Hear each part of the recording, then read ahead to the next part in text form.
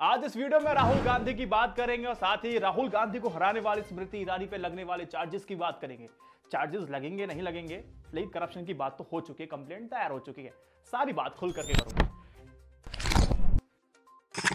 देखिए, केंद्र सरकार द्वारा लाए गए कृषि कानूनों को लेकर के देश भर में बवाल मचा हुआ है।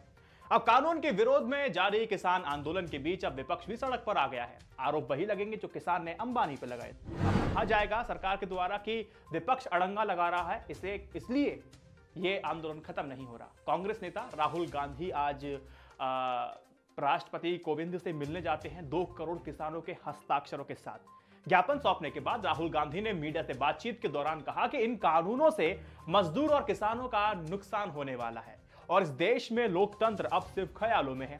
राहुल गांधी के अलावा राष्ट्रपति से मिलने गुलाम नबी आजाद और अधीर रंजन चौधरी जैसे कांग्रेस के वरिष्ठ नेता भी पहुंचते हैं।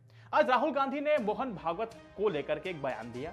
अब वो बयान की पूरी पृष्ठभूमि क्या है, भूमिका क्या है, वो पहले आप समझ लीजिए।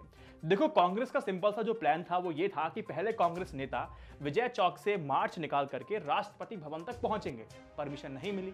परमिशन नहीं मिलने पर प्रियंका गांधी को हिरासत में लिए जाने के सवाल पर राहुल गांधी ने ये कहा, क्या कहा कि देश में कोई लोकतंत्र नहीं है, ये सिर्फ ख्यालों में हो सकता है लेकिन असल में नहीं है। राहुल गांधी यहां नहीं रुकते, वो आगे कहते हैं कि मोदी पूंजीपतियों के लिए पैसा बना रहे हैं। जो भी उनके खिलाफ खड़ा होने की कोशिश करेगा उन्हें आतंकी कह दिया जाएगा, चाहे वो किसान हो, मजदूर हो या फिर मोहन भागवती क्यों ना हो। यानी कि मोहन भागवती किसी पॉइंट पर आकर के मोदी जी का विरोध भी करेंगे तो वो भी आतंकी कहला दिए जाएंगे। आप लोगों से पूछना चाहूंगा कमेंट सेक्शन में, आप लोगों क्या विचार है। अब राहुल गांधी कहते हैं कि वो प्रधानमंत्री जी से कहना चाहते हैं किसान हटेगा नहीं। प्रधानमंत्री को यह नहीं सोचना चाहिए कि किसान मजदूर घर चले जाएंगे, ये अपना आंदोलन करते रहेंगे, इनकी मांगों को मांगना पड़ेगा। आगे वो कहते हैं जिस तरह से ये कानून बिना चर्चा के लाया गया वह गलत है। उन्होंने कहा कि बिल पर चर्चा के लिए संसद का संयुक्त सत्र बुलाया जाना चाहिए था। राहुल गांधी ने कहा कि मैं एडवांस में चीजें बोल देता हूं। उन्होंने कहा कि उन्होंने कोरोना के बारे में बोला था कि नुकसान बहुत होगा, नुकसान हुआ, उस समय उनकी किसी ने बात नहीं सुनी। वो कहते हैं आज मैं फिर कह रहा हूं कि किसान मजदूर के सामने कोई बड़ी शक्ति खड़ी नहीं हो सकती है। तो राहुल गांधी तो पूरी पॉलिटिक्स चला ही रहे हैं, खेल ही रहे हैं और बाकी पूरी कहानी चली रही है, तो आप समझ रहे हैं। लेकिन एक जेन्युइन सा सवाल पूछना चाहता हूं आप सभी से, इस पे विचार करने योग्य वाली बातें हैं।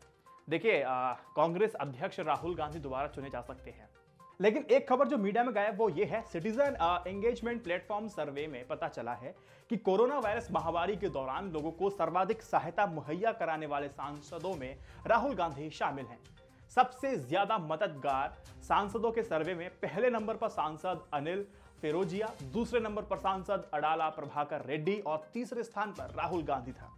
अब ये देखिए कि जब क्या क्या मदद दी गई, जब पूछा गया तो पार्टी से जवाब आता है कि उन्होंने लोगों के लिए मास्क बांटे हैं, सैनिटाइजर दिया है, हैंड हेल्ड थर्मामीटर है, वेंटिलेटर्स की कमी को दूर किया गया है और वायनाड और बाकी के हिस्से में लोगों की मदद के साथ भारत और विदेश के अलग अलग हिस्सों में फंसे लोगों को घर पहुंचाने में मदद की है। तो इसलिए सर्वे में तीसरे नंबर पर राहुल गांधी जी आए हैं। और सवाल आपके मन में होगा कि सर्वे का मतलब क्या है और कैसे कराया गया, इसका क्या मोटो था। मैं आपको बता दूं, सर्वे में कोरोना महामारी के चलते लगाए गए 6 महीने के लॉकडाउन के दौरान यह सर्वे किया गया। इसके तहत लोकसभा के सबसे ज्यादा मददगार साबित हुए सांसदों की पहचान करने का एक टारगेट रखा गया था। इसमें सांसदों के लिए पूरे देश में 34.23 लाख नॉमिनेशन आए थे और बाद में स्थानीय लोगों से एक फीडबैक के आधार पर टॉप 10 की लिस्ट को तैयार किया गया था। अब देखिए, इसमें जितने भी आपके एमपी की लिस्ट में अखिलेश यादव, रविशंकर प्रसाद, मलूक नागर, शशि थरूर और ओम बिरला के नाम भी शामिल है। टॉप 10 की लिस्ट आसानी से पढ़ी जा सकती है, आप भी गूगल कर सकते पढ़ सकते हैं। लेकिन यहां पर मैं एक बहुत बेहद चिंता वाली बात है और आप लोगों से सवाल पूछना चाहता हूं कि राहुल गांधी का, या मैं कहूं तो कांग्रेस का जो भविष्य है वो बहुत ज्यादा उज्जवल नहीं दिखाई दे रहा है।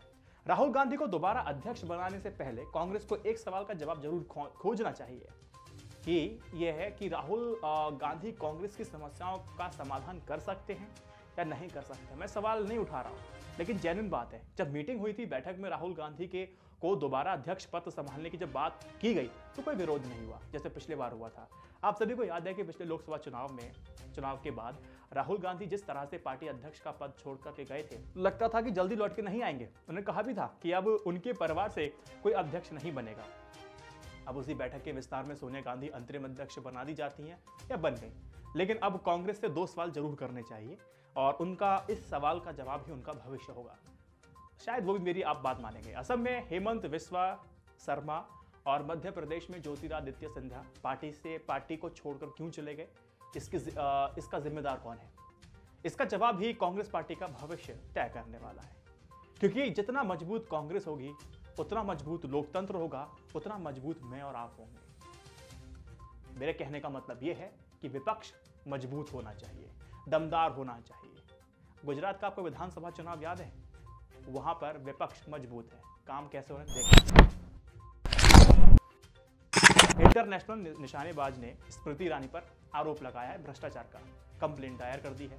निशानेबाज वर्तिका सिंह ने केंद्रीय महिला आयोग का सदस्य बनाने के नाम पर 25 लाख रुपए की डिमांड का आरोप लगाते हुए स्मृति ईरानी और उनके निजी सचिव विजय गुप्ता और आरोपी डॉक्टर रजनीश सिंह के खिलाफ MP MLA कोर्ट में एक कंप्लेंट को दायर किया है। प्रतापगढ़ जिले की रहने वाली अंतरराष्ट्रीय निशानेबाज वर्तिका का आरोप है कि स्मृति ईरानी पर उनकी करीबियों ने केंद्रीय महिला आयोग के सदस्य पद का फर्जी लेटर जारी किया था। पहले बड़ी बड़ी बातें कर अंतरराष्ट्रीय शूटर को गुमराह किया गया, फिर पद पर बैठाने का 1 करोड़ रेट बता करके वर्तिका की अच्छी प्रोफाइल होने की बात कह करके 25 लाख रुपए तक की डिमांड कर दी। अब इसके साथ ही वर्तिका का आरोप है कि स्मृति ईरानी की करीबी ने वर्तिका से सोशल साइट पर लूज टॉक व रुपयों की डिमांड का विरोध जब वर्तिका ने किया तो भ्रष्टाचार का खेल उजागर करने की चेतावनी भी दी थी। इससे बौखला करके स्मृति ईरानी की करीबी व उनके सह आरोपी विजय गुप्ता ने मुसाफिर खाना थाने में उसके खिलाफ मुकदमा दर्ज कर दिया था। देखो, वर्तिका का कहना है कि उन्होंने प्रधानमंत्री नरेंद्र मोदी, सूबे के मुख्यमंत्री योगी आदित्यनाथ और भाजपा को ही छवि को बदनाम करने वाले आरोपियों के खिलाफ केस दर्ज करा करके एक निष्पक्ष जांच की कार्रवाई की मंचाल को लेकर के MP MLA कोर्ट में एक कंप्लेंट दायर की है। इस मामले की सुनवाई 2 जनवरी को होगी। मेरे चेहरे की हंसी बहुत कुछ आपको बता देगी। 2 जनवरी का हम और आप करेंगे इंतजार। वह तो ये है जेन्युइन सी कहानी। पसंद आए तो शेयर कीजिएगा, नहीं आए तो कोई बात नहीं, डिसलाइक तो दबा के जाइएगा। बाकी तो हम आपको कोशिश कर रहे हैं डेली वीडियोस देने, तो अल्टरनेट डे पे तो आपको पक्का मिल जाती है।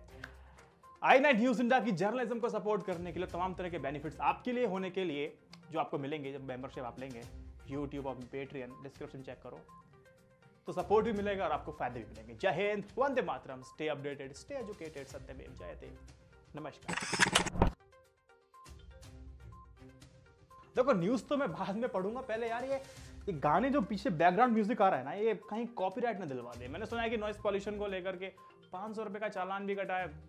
इनका कब कटेगा? ये अच्छी बात है कि नॉइस पॉल्यूशन को लेकर के चालान कटेंगे। चलो कोई बात नहीं, शुरू करते हैं वीडियो। कोई इशू वाली बात नहीं है। बाकी आएगा कॉपीराइट तो ठीक है, दुखी हो जाएंगे और क्या होगा।